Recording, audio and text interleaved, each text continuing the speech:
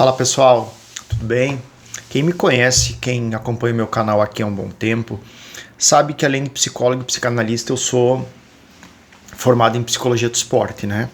Hoje eu quero trazer um tema aqui pra gente pensar que relaciona futebol com gasto de energia, com neurose obsessiva, com pensamentos neuróticos. Eu assistia na semana passada o jogo do Santos e Coritiba pelo Campeonato Brasileiro. E aí tava toda aquele frenesi, né, sobre o Neymar ser convocado, não ser convocado e a expectativa. E aí eu fui percebendo alguns aspectos durante o jogo, durante a partida, sobre o Neymar, que me fez querer gravar esse vídeo e refletir sobre. O que me chamou a atenção e que eu vou fazer uma relação aqui com o pensamento neurótico, com alguns meios, algumas formas do neurótico se colocar na vida. Tá? Primeiro, o que é um neurótico?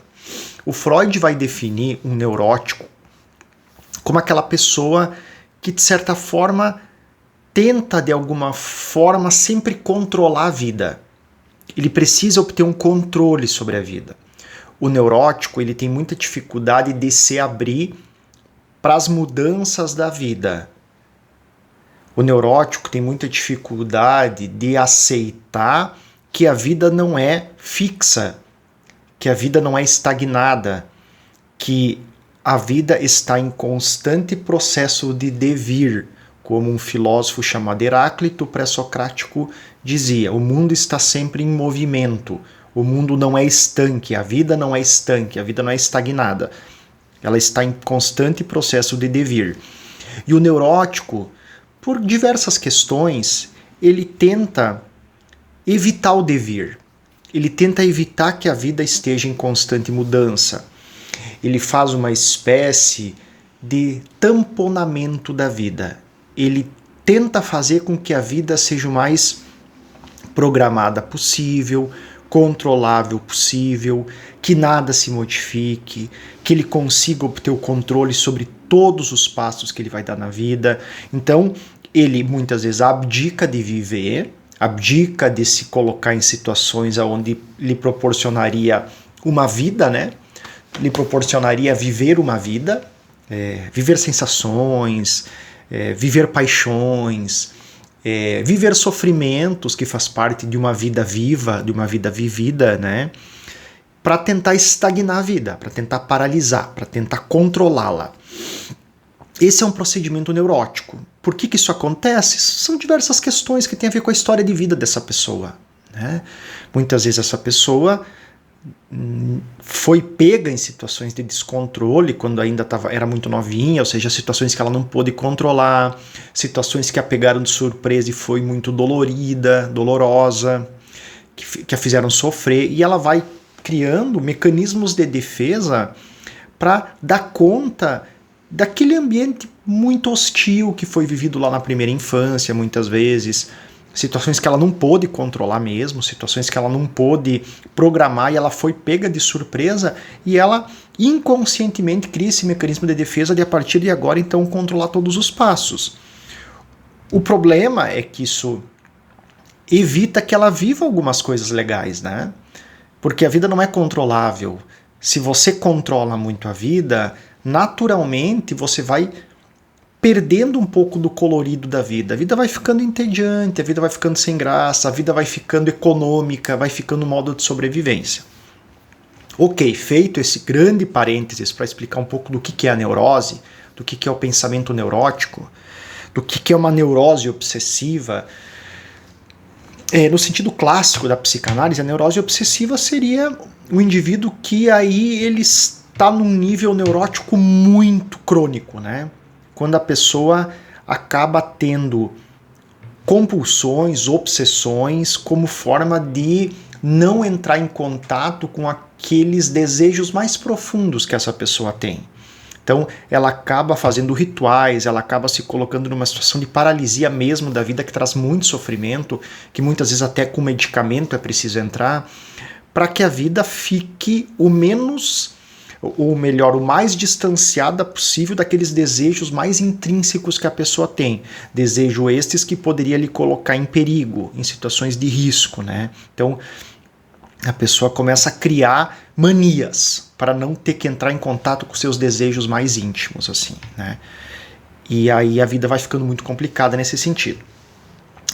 Bom, feito esse parêntese, o que a gente pode pensar de início? Que, por si só, isso traz um sofrimento danado para a pessoa e um gasto de energia muito grande.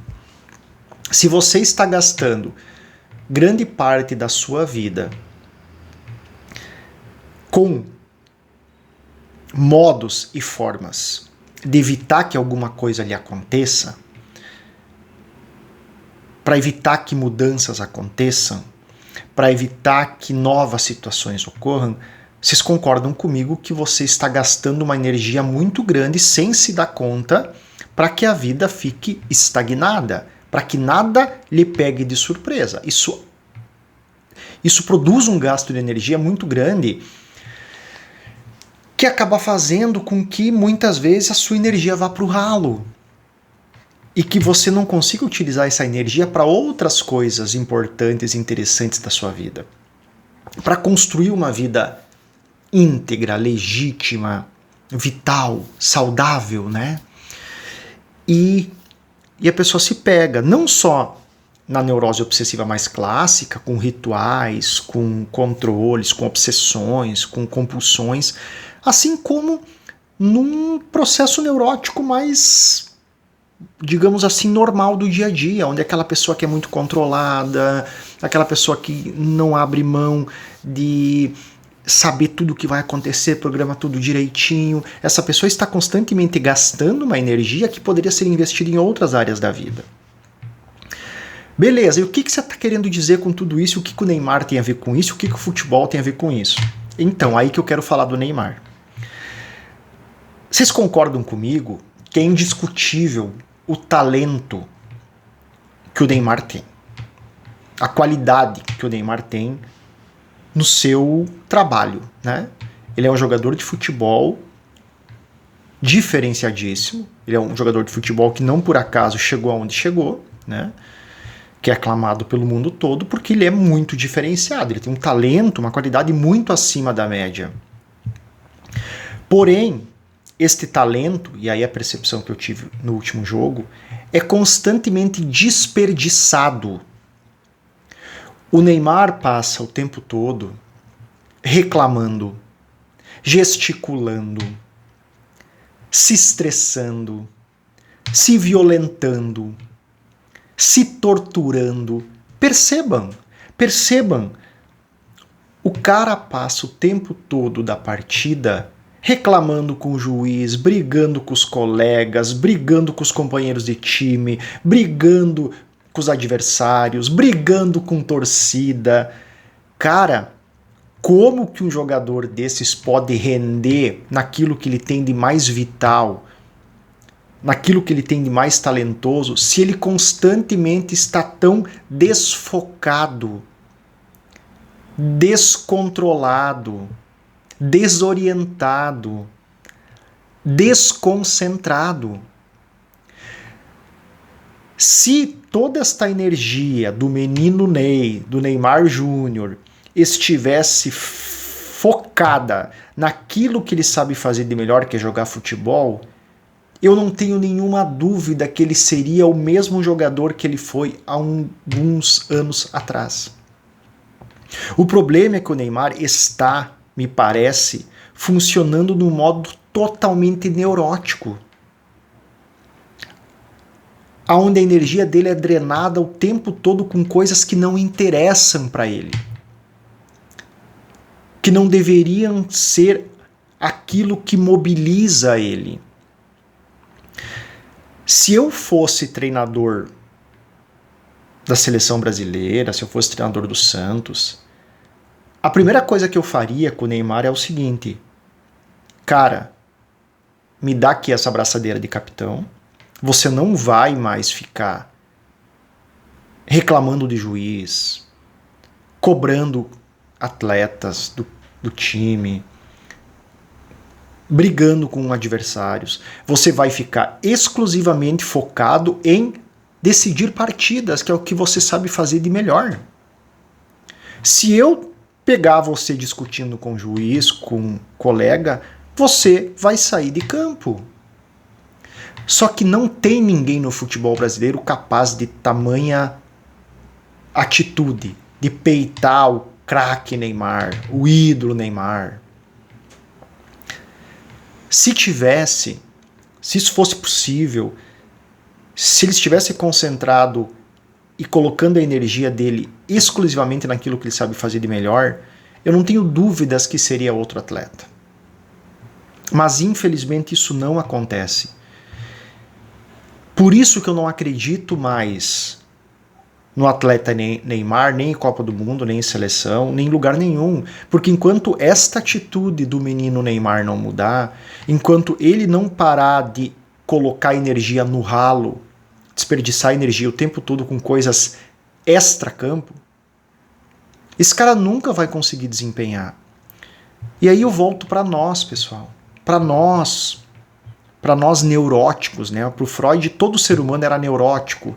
Eu não concordo muito do Freud nesse quesito, porque eu não acho que todo mundo seja neurótico, não. Eu não acho que a melhor saída seja a neurose. Porque para o Freud só existe a neurose e a psicose, ou é uma coisa ou é outra, né? E a neurose seria uma defesa perante a psicose. Eu acho que não, eu acho que tem pessoas que são muito saudáveis sem precisar ser neuróticos. Eu acho que a neurose já é uma defesa. E é isso que o Freud não captou. Hoje a gente sabe que tem muitos estudos que já estão mostrando isso, assim, a psicanálise, algumas vertentes não ortodoxas da psicanálise e extra-psicanálise, fora da psicanálise já percebem isso, assim. Mas é importante pensar nesse sentido, que aonde a gente está investindo a nossa energia? Aonde a gente está gastando a nossa energia? A gente está colocando a nossa energia em algo que vai nos trazer benefícios, em algo que tem a ver com o nosso desejo, ou a gente está jogando energia pelo ralo para conservar uma vida sem maiores riscos, sem maiores perigos? Eu acho que é uma reflexão bem importante para a gente fazer, porque a maior parte dos nossos sofrimentos, pessoal, não vem daquilo que nos pega de surpresa na vida. Não vem das coisas que a gente não controla, mas vem justamente da nossa teimosia em se abrir para essas mudanças e não querer controlar a vida. A gente sofre muito mais por aquilo que a gente é pego de surpresa e não controlou, e sofre porque não conseguiu controlar, do que propriamente pela mudança em si. Eu vou dar um exemplo. Às vezes as pessoas sofrem muito em relacionamentos amorosos, em casamentos, em amizades. Por quê? Não pelo fato de que, bom, aquilo lá eu percebi que aquela pessoa não dá mais pra mim, eu não quero mais, tá me podando na vida, tá me inibindo na vida, eu não tô feliz. As pessoas sofrem muito mais por acreditarem que aquilo não poderia estar acontecendo. Por elas se colocarem barreiras, por exemplo, para deixar relações passarem, terminarem. Amizades que não valem mais a pena, casamentos que não valem mais a pena, namoros que não valem mais a pena. Ao invés da pessoa se abrir e entender que, faz parte, bora mudar, bora novo capítulo da vida, a pessoa sofre muito e se culpa muitas vezes, de uma forma super egóica, né? Um superego rígido, que o que é o superego? É aquela instância psíquica que está sempre cobrando a pessoa. Ela sofre muito mais por acreditar que aquilo deveria permanecer, porque a vida, ela imagina que ela controlaria a vida numa posição muito arrogante, e aqui sem xingamento nenhum, né? Ela acredita que deveria controlar a vida, e ela sofre muito por perceber que ela não controla a vida, e que ninguém controla a vida, do que propriamente por ok, a vida é assim, tudo é tempo, né? Tudo são momentos, tudo passa, nada é para sempre, a vida é um devir. Quanto mais a gente está aberto para esse devir, para essa mudança constante, maior é a possibilidade de a gente poder ultrapassar as mudanças, as dificuldades, os sofrimentos da vida. O problema sempre é quando a gente quer estancar a vida. Quanto mais a gente quer controlar, mais a gente sofre quando a gente percebe que não controla. Mais a gente sofre quando a vida se modifica e ela exige de nós movimento. Então, acho que é um vídeo bem legal para a gente pensar. Acho que o futebol pode nos ensinar nesse sentido, né? Mas não por futebol em si, né? Não por Neymar em si, mas pensar na nossa vida. Aonde a gente está colocando a nossa energia? O quanto a gente não está desperdiçando energia à toa? E o quanto essa energia que está sendo desperdiçada à toa não é o que faz com que a nossa vida não aconteça da forma que a gente gostaria que ela acontecesse e a gente sequer está se dando conta. Tá bem, pessoal? Se vocês gostaram, curtam o vídeo, se inscrevam no canal, é bem importante para mim continuar gravando, isso me motiva. Enviem esse vídeo aí para as pessoas que vocês acharem que possam se interessar pelo tema, coloquem nos grupos do WhatsApp da família aí, quem sabe a galera não se interessa e possa iluminar, né, alguém que está nessa mesma condição. Valeu, pessoal, até o próximo vídeo, um abraço, tchau, tchau.